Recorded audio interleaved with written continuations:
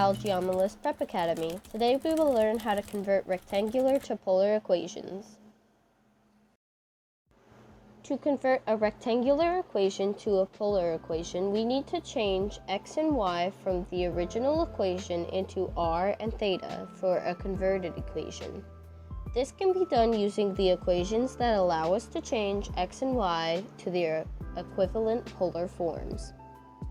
First, we need to know where these conversion equations came from. Looking at the right triangle, we see there is angle theta, r for the hypotenuse, y for the short leg, and x for the long leg. Using the Pythagorean theorem, we can get the equation for r, which is r equals plus or minus square root x squared plus y squared. We can solve for angle theta because we know tangent theta equals y over x. Inversing both sides, we get theta equals tangent inverse y over x. We can do the same things for the equations of x and y. The equation for x is x equals r cosine theta. The equation for y is y equals r sine theta. Okay, so now we are going to use our new knowledge to solve the equation, the quantity of x plus y squared minus 2xy equals 16. To start, we're going to expand the term x plus y squared. You can do so by foiling. Once you have foiled, you should now have the equation x squared plus 2xy plus y squared minus 2xy equals 16. Now we can rearrange the equation so we have x squared plus y squared plus 2xy minus 2xy. The two xy's will cancel out. X squared plus y squared can then be swapped out for r squared, since r squared equals x squared plus y squared. Then we can square root both sides to find r. Because the square root is plus or minus, we now know that there are two solutions. And the square root of 16 is 4, so r must equal plus or minus 4. For our next problem, we have x to the power 4 equals y to the power 5. We can swap out x for r cosine theta and y for r sine theta, keeping them raised to the correct power. Now you can multiply out the terms of r cosine theta to the power 4 to get r to the power 4 cosine to the power 4 theta. Repeat for r sine theta to the power 5 to get r to the power 5 sine to the power 5 theta. Subtracting r to the power 4 cosine to the power 4 theta from both sides, you now have 0 equals r to the power 5 sine to the power 5 theta minus r to the power 4 cosine to the power 4 theta.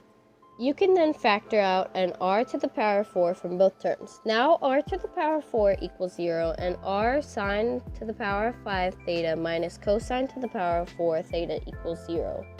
Okay, so now we will just focus on the r to the power 4 equals 0.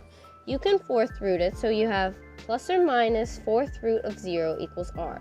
That is just r equals 0. Looking back at 0 equals r sine to the power 5 theta minus cosine to the power 4 theta, we are first going to add cosine to the power 4 to both sides.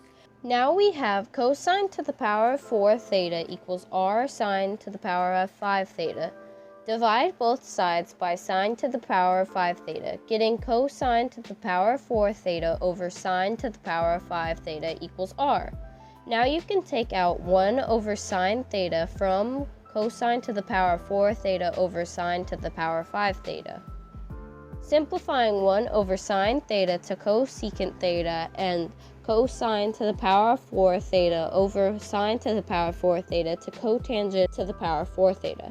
Now we have the answers r equals 0 and r equals cosecant theta times cotangent to the power of 4 theta. However, r of 0 does not represent x to the power of 4 and y to the power of 5 because r equals 0 is a point. Therefore, r equals cotangent to the power of 4 theta times cosecant theta is the polar representation. Now we have the equation, the quantity of x plus 1 squared minus 4y squared equals 8. To start, we can replace the y squared with r squared sine squared theta, which is a variation of our basic identity. Then we can expand the binomial.